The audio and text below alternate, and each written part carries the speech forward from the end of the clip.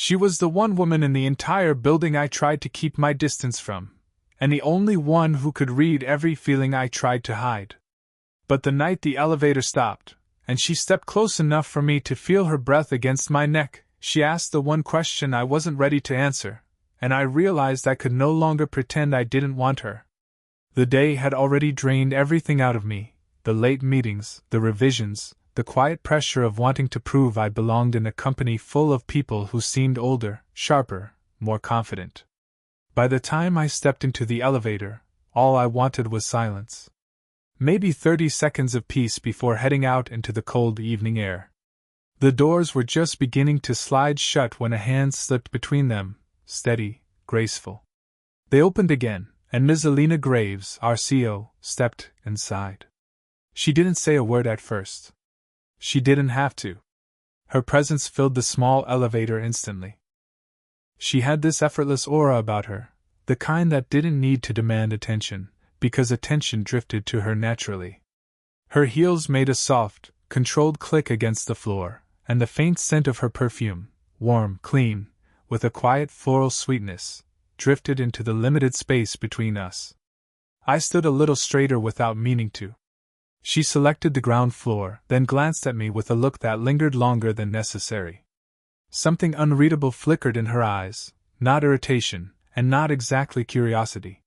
Something deeper. Something I was not prepared to be on the receiving end of. The elevator hummed as it descended, then jolted to a sudden halt between floors. My breath caught. Not because of the malfunction, that happens sometimes in this old building, but because of how she reacted. Alina didn't sigh. She didn't press the emergency button right away. Instead, she turned toward me fully, her posture shifting with deliberate control, as though she had finally reached the moment she had been waiting for. When she stepped closer, it wasn't aggressive. It wasn't inappropriate. It was intentional. Purposeful. Her hand rested lightly on the railing beside me, close enough that I felt the warmth radiating from her skin. The polished metal warmed under her palm, and the subtle shift of her weight made the elevator feel even smaller. Her voice, when she spoke, was low, not cold, but steady in a way that made my pulse thump harder in my chest. "You're not leaving until you answer me." I swallowed, the elevator suddenly too warm. Her eyes held mine unblinking, not with the sharp authority she showed in boardrooms, but with something almost vulnerable beneath the surface. I'd never seen that in her before. It unsettled me, not because it was weakness, but because it was real. She took a quiet breath, and I could hear the faint tremor in it, the kind you hear when someone has rehearsed their control all day and finally lets a piece of it slip. "Why have you been avoiding me?" she asked, her voice barely above a whisper. I hadn't expected the question, and certainly not from her. My mind raced through excuses, explanations, anything that would make sense, but her gaze cut through all of them. The elevator resumed its movement, but neither of us stepped back. The moment had already changed something. I didn't know what yet.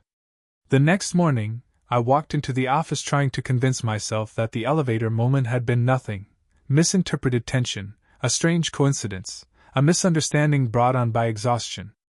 But the second I saw the notification on my screen, "Ms. Graves would like to see you. 9:15 a.m." My stomach tightened. Her office sat at the end of the executive wing, framed by glass and morning light. Stepping inside always felt a little like stepping into another world, calm, precise, polished. But that morning, something was different. The blinds were open, letting in soft sunlight that warmed the edges of the room. It softened her too.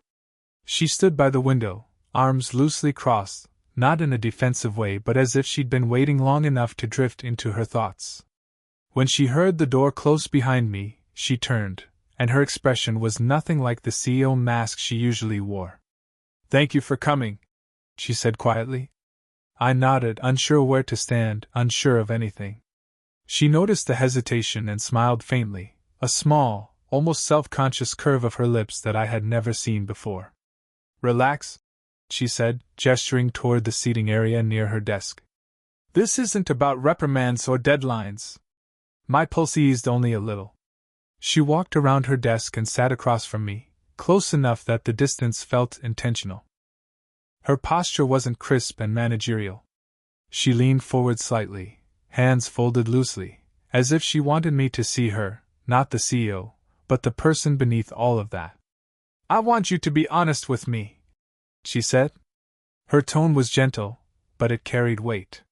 It was the same intensity from the elevator, but quieter now, steadier.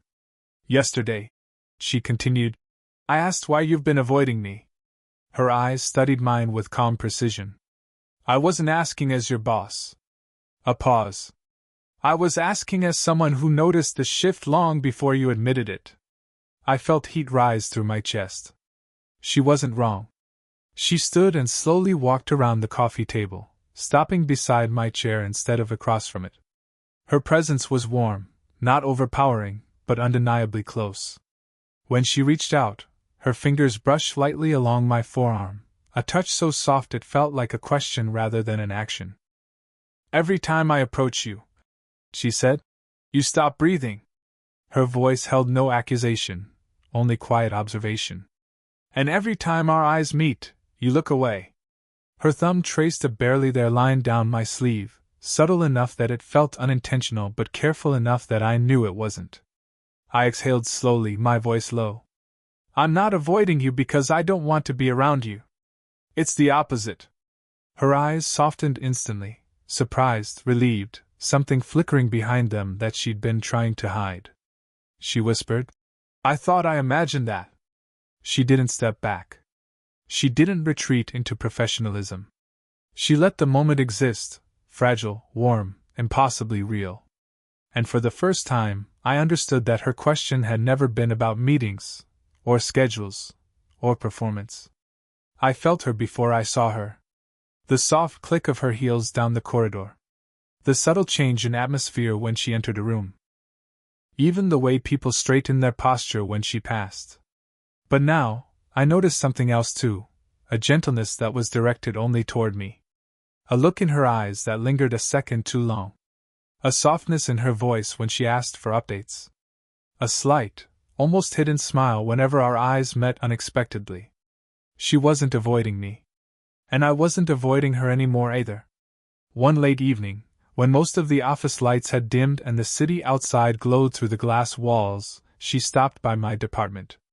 She claimed she needed some reports reviewed, but the way she carried them, loosely, almost casually, told a different story.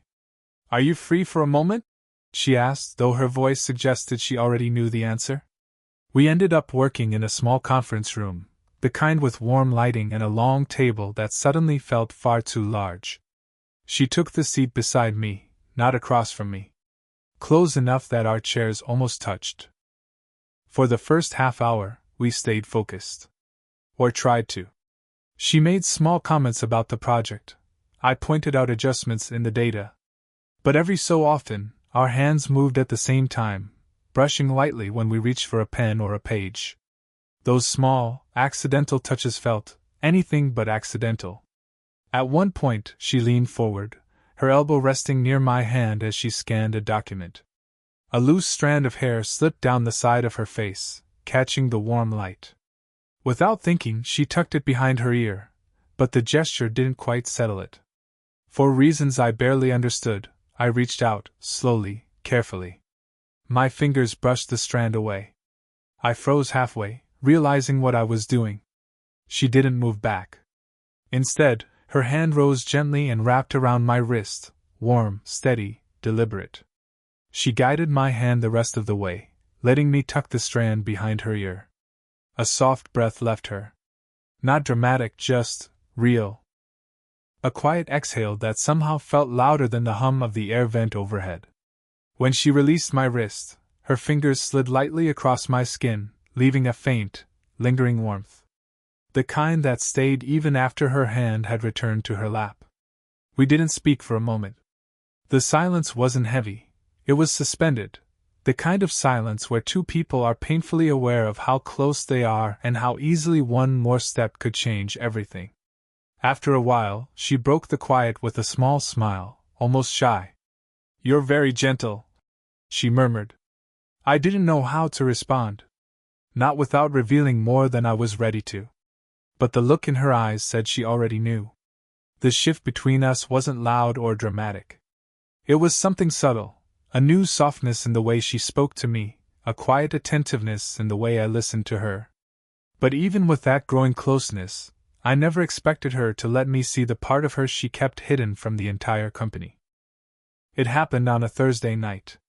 Most of the building had emptied hours earlier, leaving only the echo of distant printers and the low hum of the heating system.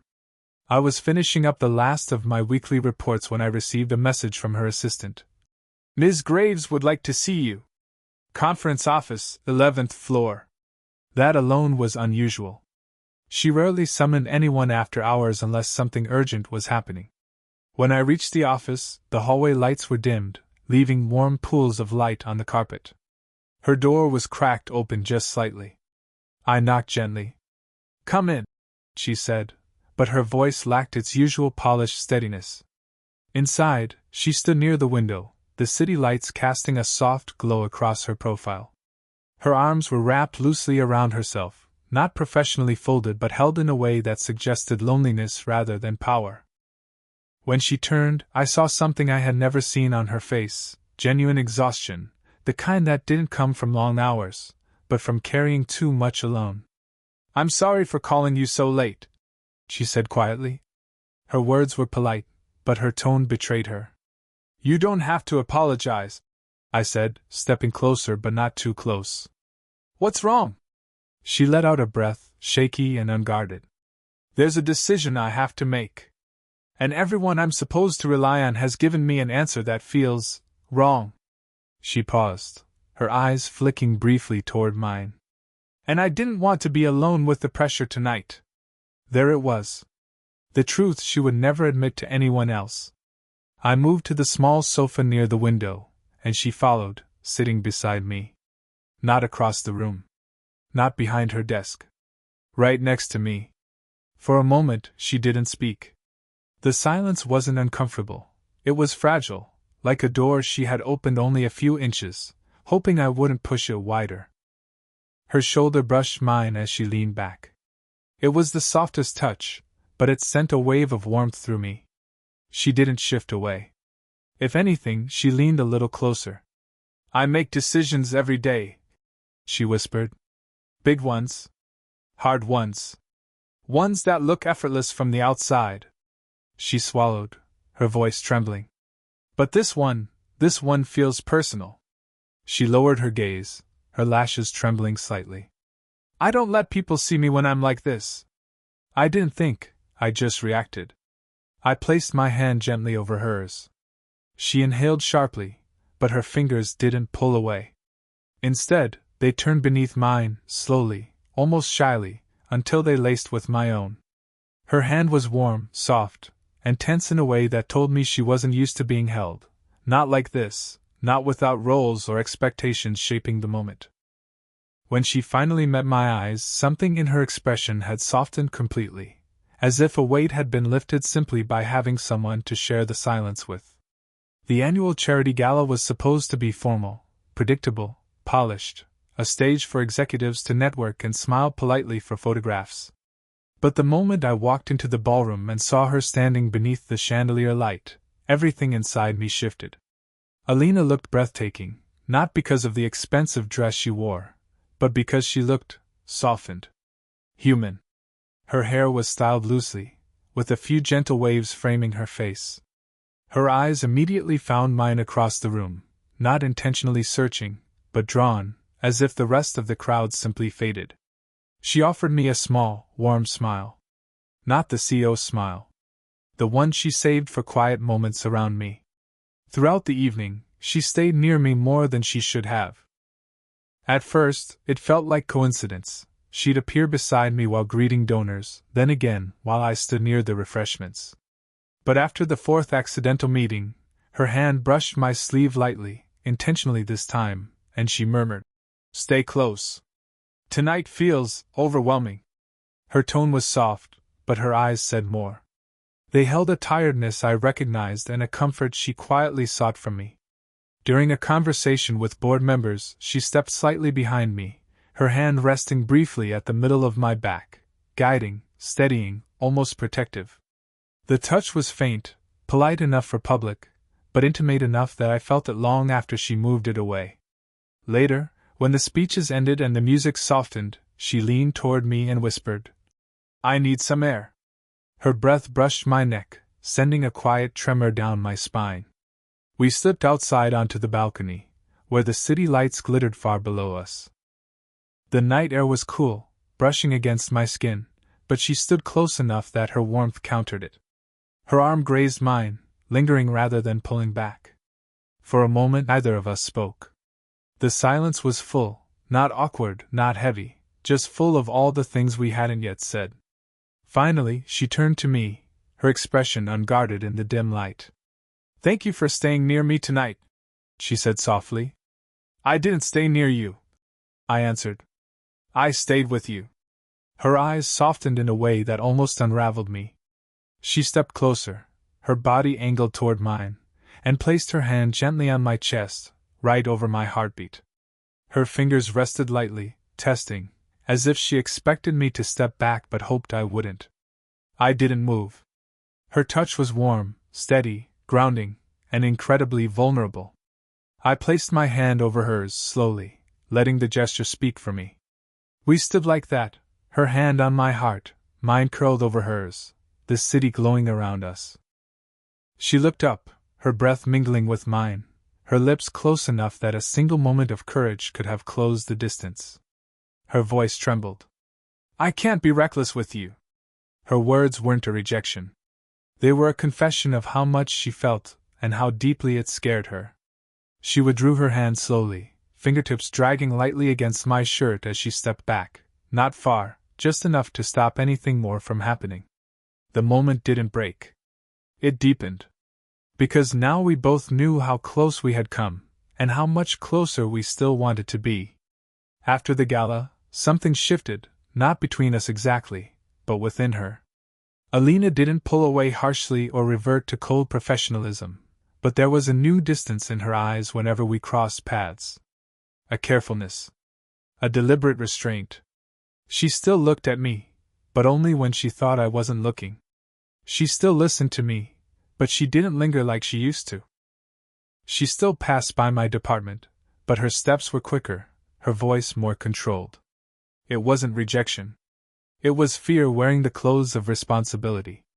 And I felt the absence of her closeness like a missing warmth. One evening, after nearly 2 weeks of this quiet distance, I noticed her light still on long after the rest of the floor had gone dark. Something told me she wasn't working late out of necessity. She was hiding inside her own thoughts again. I hesitated only a moment before knocking softly. "Come in," her voice called, strained just enough for me to hear the fatigue she was trying to suppress. When I stepped inside, she was standing near the conference room window, staring out at the blurred lights of the city as though searching for answers somewhere out there. The room was dim except for the faint glow from a desk lamp, casting a soft halo around her silhouette. She didn't turn right away. "I'm sorry," she said quietly, her voice barely carrying across the room. "I've been distant." I walked closer, slowly, respectfully, until I stood a few feet behind her. "You don't have to apologize to me." "But I do." She turned then, and the look on her face stopped me, a mix of exhaustion, conflict, and something painfully vulnerable. Her arms were folded, but not in defense. It looked more like she was holding herself together. "I've been trying to convince myself that what happened on the balcony meant nothing, that it was just a moment." Her breath shook. "But I can't lie to myself. And I can't lie to you." I stepped closer, but not enough to overwhelm. "What are you afraid of?" I asked gently. She laughed, a small, helpless sound that held no humor. "Everything." She took a slow breath. "I'm afraid of wanting something I shouldn't. Of people judging you, judging me. Of losing the control I've held for so many years." Her voice softened until it was barely more than a whisper. "And I'm afraid of hurting you." I didn't speak. I waited. Finally, she looked up, her eyes glossy with emotions she rarely allowed anyone to see. "I feel something for you." she confessed, her voice raw. Something I never planned for. Something I keep trying to push away because it terrifies me. The tremble in her breath reached me before her words did. I closed the remaining distance slowly, giving her room to step back if she needed to. She didn't. You haven't hurt me, I said softly. You've done the opposite. You've made me feel seen, respected, chosen. Her breath caught. She lifted a hand, almost hesitating, then rested her palm against my cheek. Her touch was gentle, barely there, but it carried everything she was afraid to put into words. Her thumb brushed my jaw with a tenderness that made my chest tighten. Tell me I'm not imagining this, she whispered, her forehead leaning toward mine. I placed my hand over hers, steady, warm. You're not imagining it, I murmured. Not even a little. Our foreheads touched, no kiss, no rush, just two breaths settling into the same quiet rhythm. A moment of truth. A moment they could no longer run from. A moment that changed everything without crossing a single line. The following morning arrived far too quickly. I barely slept, replaying her words on a loop, the quiet tremor in her voice, the way her eyes softened, the way she said she didn't want to lose me. It should have made everything simpler. Instead, it made every emotion I'd been suppressing for months surge toward the surface in a way that didn't feel manageable anymore. I arrived at the office earlier than usual, hoping to clear my head before she walked in. But when I stepped out of the elevator, she was already there, standing by my office door with 2 coffees in her hands.